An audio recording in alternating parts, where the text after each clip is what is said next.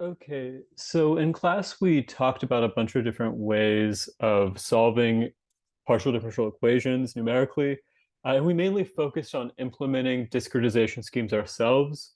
And in some cases, we discretize in both time and space ourselves, then solve it sort of like a cellular automaton. We solve it iteratively in both time and space. But we also talked about semi-discretized schemes where maybe I just discretize space and then I have a series of coupled ODEs that I can then pass to my favorite ODE solver. I mentioned that the latter is about as far as I would expect to get as far as using built-in functions to solve a differential equations problem, because at least in my experience, which I admit is sort of domain biased, I haven't been as successful in using a lot of these built-in solvers for PDEs that people use maybe in other domains. So maybe if you use stuff like COMSOL or ANSYS for numerical fluid dynamics simulations. But oftentimes, if you just encounter some weird partial differential equation that hasn't been well studied or has some modification due to whatever physics you're studying, usually it's not super easy to get some existing finite element package working with it. So I recommended in class that oftentimes for PDEs, you often have to at least roll your own discretization, even if you're going to use a built-in ODE solver. So I wanted to talk about one possible exception that's relatively new in Python that I'm pretty excited about. I've started using it in my groups research, and it's only been around, at least it's only been on my radar for a couple of years. I think it's a relatively new project. And this is the first thing I've found that represents a package that feels like a general purpose PDE solver, where if I have some weird PDE with strange boundary conditions, strange forcing functions, et cetera, this is the first package I've found, commercial or open source, that seems like it can handle a really broad class of problems. So it feels more general purpose. So this is Dedalus. This is a new package. It's a Python package. It was only very recently published a few years ago. And I think it's actually a pretty exciting new advance. And so I'm going to talk today about just installing Dedalus, using it for a couple of toy problems that we saw in class. Maybe I'll speculate as to the kinds of problems that you might find this useful for. Okay, so Dedalus is fundamentally a Python package that wraps a bunch of methods for discretizing and solving PDEs, particularly in the spectral domain. So in class, we focused on the Fourier basis because that's relatively easy to implement via Fourier transforms. But I mentioned that if you have certain boundary conditions like Dirichlet or Neumann boundary conditions, you might need to choose a different set of orthogonal basis functions like Chebyshev polynomials or Legendre polynomials. So Daedalus is cool because it basically picks the right basis for you once you specify your boundary conditions. So this is essentially a package that allows you to specify your partial differential equation in terms of like high level symbolic language. You basically write the equation down. You specify the kinds of boundary conditions. You then maybe tell it what kind of basis you expect it to use. And then it handles all the nasty details of actually figuring out how to project first your boundary conditions and then your actual solution into that basis and solve. So this handles a lot of the nitty gritty of transforming your problem into this basis and doing a bunch of the stuff behind the scenes. So you can basically just focus on setting up your problem and then hoping that Daedalus will give you a solution. So this is a lot more high level, at least as far as the programming goes, than the work that we were doing in class. Okay, so I'll start maybe by just showing how I installed this on my computer. I'll mention that because of the nature of PDE solvers, there's a lot of hardware dependencies that you have to worry about that maybe we didn't have to worry about with ODEs. We could just install SciPy and go from there. So I'll just start by talking a little bit about my installation, and then we'll go through one or two examples of using Daedalus. Okay, so here's the Daedalus documentation page as of today. So there's these instructions for how to install it using Conda. The reason that they recommend using Conda is because Daedalus has a bunch of dependencies on other packages. We've been using things like NumPy and SciPy a lot, but in Python, there's tons of other packages that do things like interact with compilers, or they take FFTs really efficiently, et cetera, et cetera. So there's this whole nest of dependencies that interact with each other. And so the developers recommend that you do this all in a fresh virtual environment. So if you want to play with Daedalus for your projects or something, I'd recommend isolating this from your course environment. That way, if you break something, you don't break all of your other Python. Okay, so we saw how to use Conda, so it's good to use a virtual environment here for using Dedalus. Okay, so there are instructions here for installing Dedalus. The current recommendation is that you basically install a previous version of their program, then you manually update it. For me personally, using an Apple Silicon MacBook, this didn't work for me. So I'm going to recommend, at least in my case, using the second set of instructions here, which tells you how to do a custom Conda installation. So in this class, at some point, you've probably already installed Conda, so we've already done step one. So basically, the first thing that we want to do is we're just going to download this installer file that they give you here. So I'm just going to copy paste this, and this is just going to use curl, which is a bash utility that downloads files from the internet. Okay, so this is my terminal. Right now I'm inside the course repository here, so this is where I'm doing all the course stuff. I don't want to download to the course repository because it gets weird because that gets sent to GitHub. So I'm going to move to my local downloads folder, and I'm going to do this all from there. Okay, so I'm in my downloads folder. Now I'm just going to paste in that command that they gave me.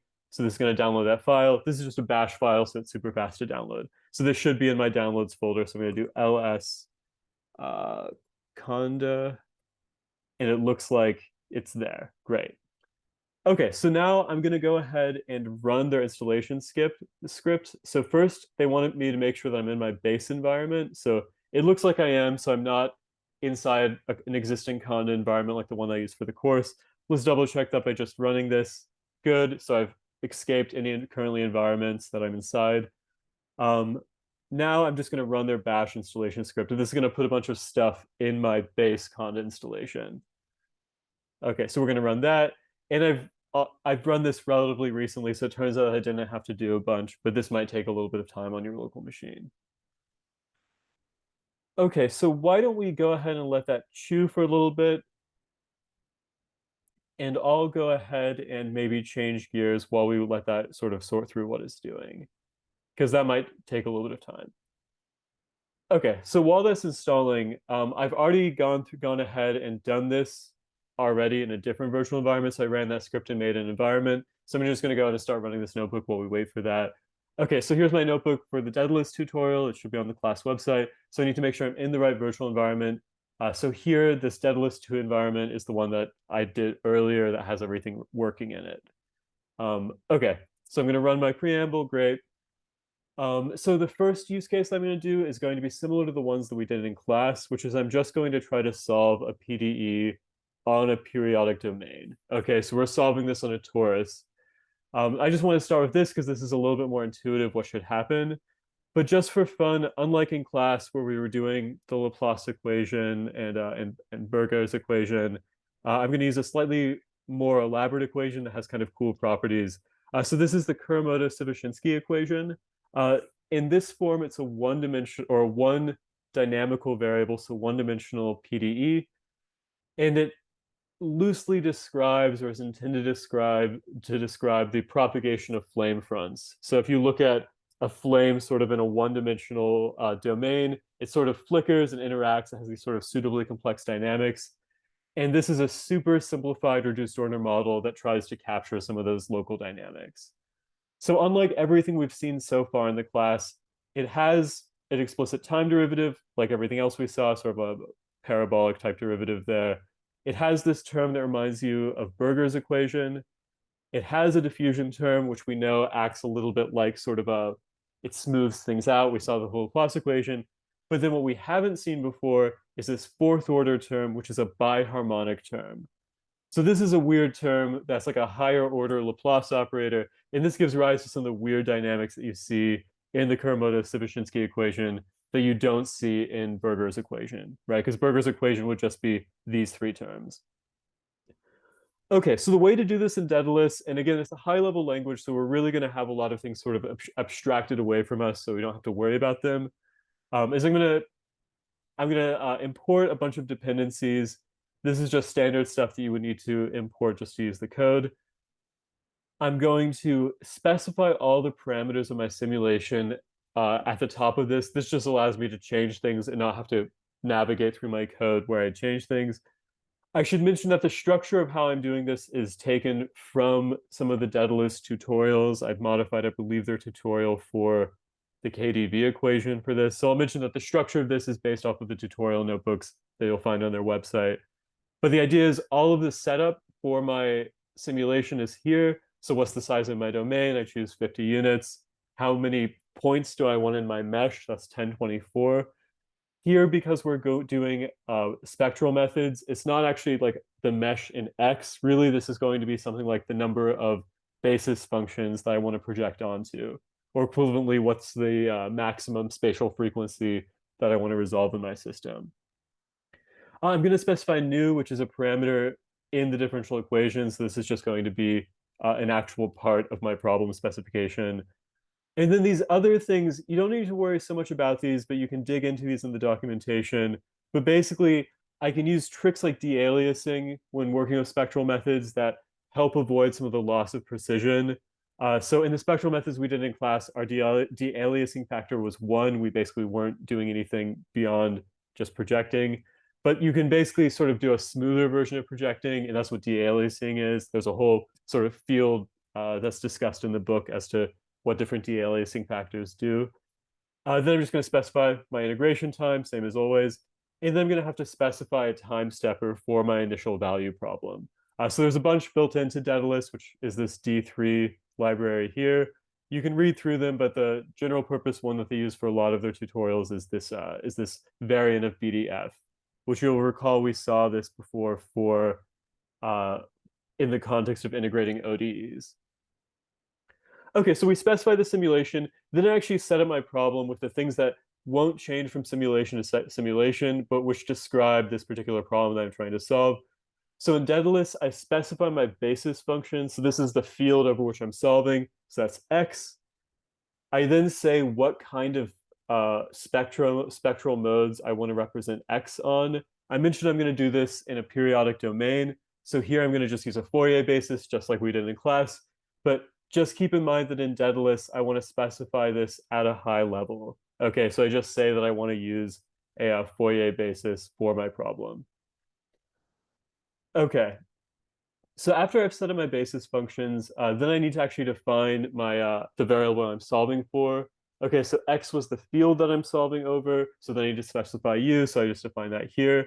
If I have a multivariate problem, like a fluid dynamics equation, then I would have multiple equations here because I'm solving for the evolution of a vector field. But here we're just sticking with a scalar field.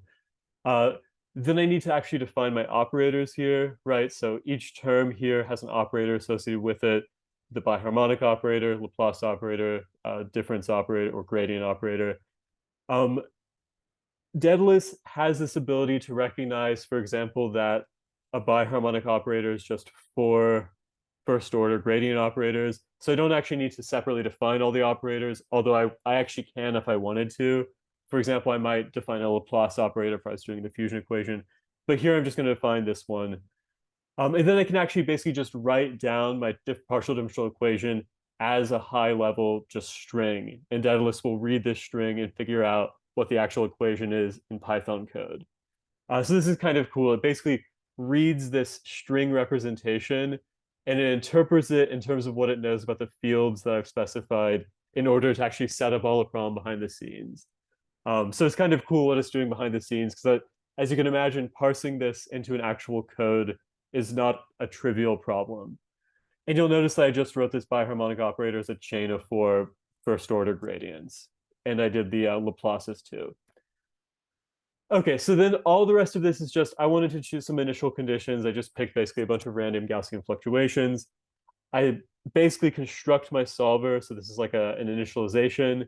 And then all of this is basically running the loop and running the solver over and over again until I hit this stop time that I've specified up there. So the only things I would really change from simulation to simulation are these parameters up here.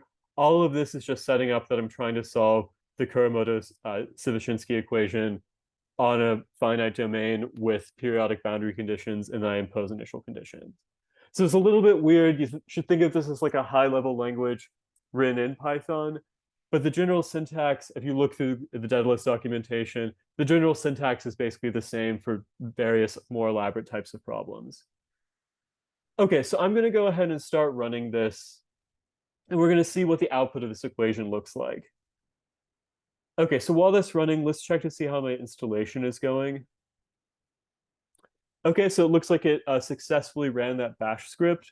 So that bash script I ran, it went and it got all these dependencies, et cetera, and it actually created a conda environment for me that has Dedalus and all of the dependencies installed. So now I can just go conda activate Dedalus 3, which is what they named the environment here. Um, and now I should be in a Conda environment that has everything I need to use the software. So now I can go ahead and navigate back to where I'm storing the course repository. Great. And so now if I wanted to just run the notebook from scratch, I could open it in here and I could select this Dedalus 3 um, notebook, or this Dedalus 3 tutorial notebook.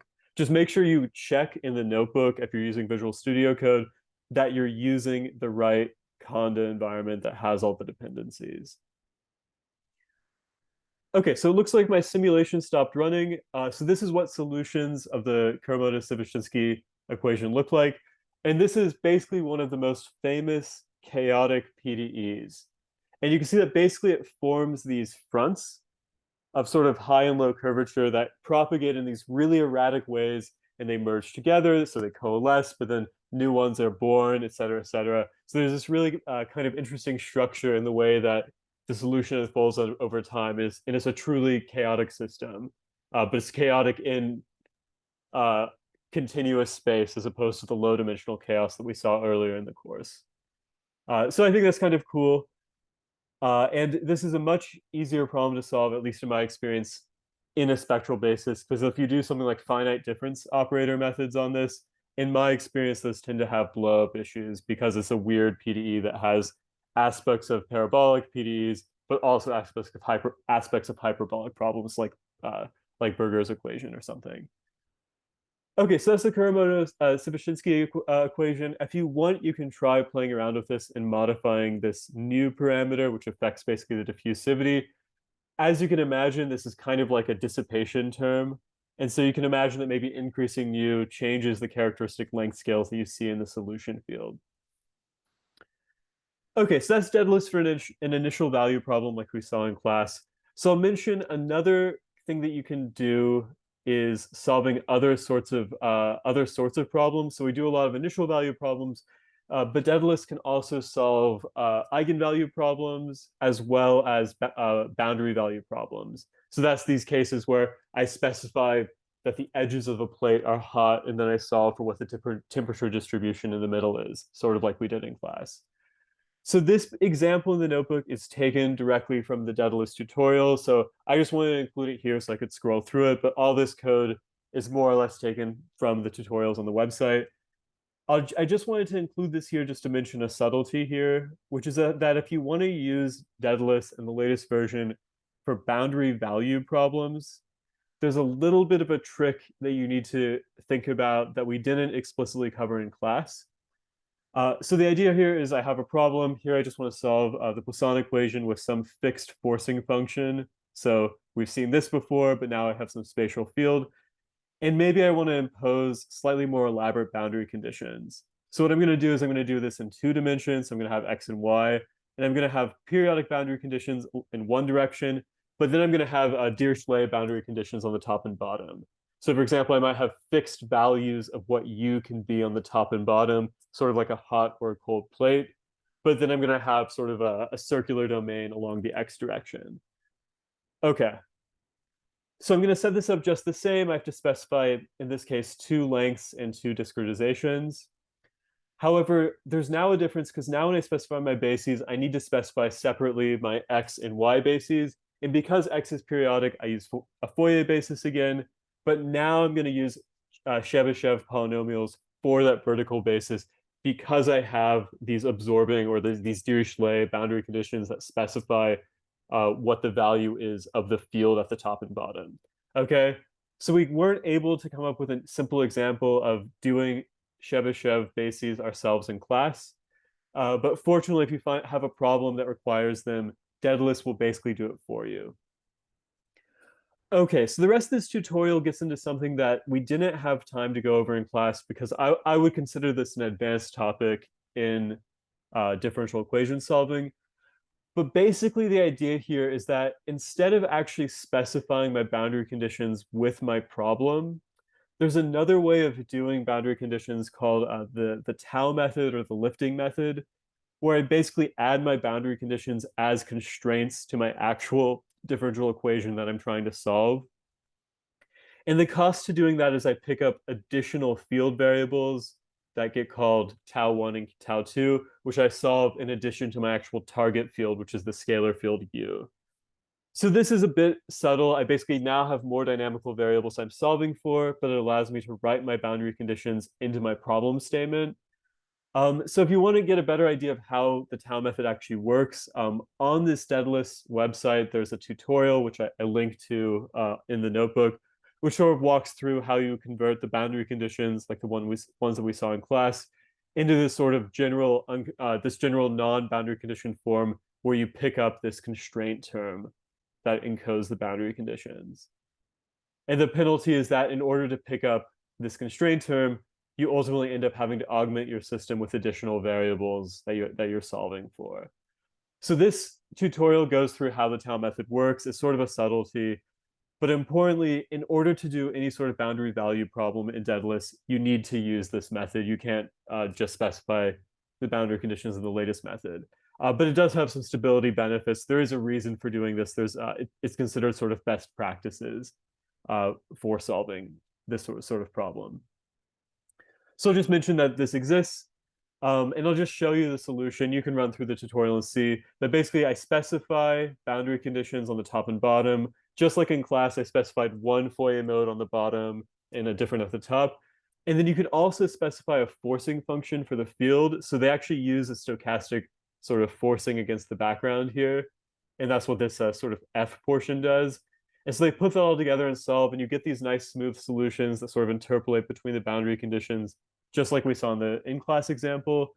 But you also get this sort of interesting structure that arises from the stochastic forcing that they add. So it's kind of a cool tutorial that gets into some maybe more subtle points that you might run into in the context of research involving PDEs. Okay, so that's about what I want to say about Dedalus for now. I'll just mention that if you go to the Dedalus website, it's really an excellent project. It has really clear installation, and it also has these really nice tutorials that really walk you through the power of this package. It has all these sorts of cool things, like it gets into weird geometries, like solving reaction diffusion type equations on spherical domains, which is kind of an interesting challenge because the curvature interacts with the gradients. So I'd encourage you, if this is something that you think might be relevant to your research, to just check out some of these tutorials. Yeah, and I'll just say, my impression is that Dedalus is a very, very cool tool. A lot of my friends in all sorts of fields, not just biophysics, but in fluid dynamics, even in things like geodynamics and plasma physics, I know people who are starting to get excited about this. So I think that if you work with PDEs and you don't mind using Python, I think that this is a really cool project to check out. Okay, so I'll go ahead and wrap up there.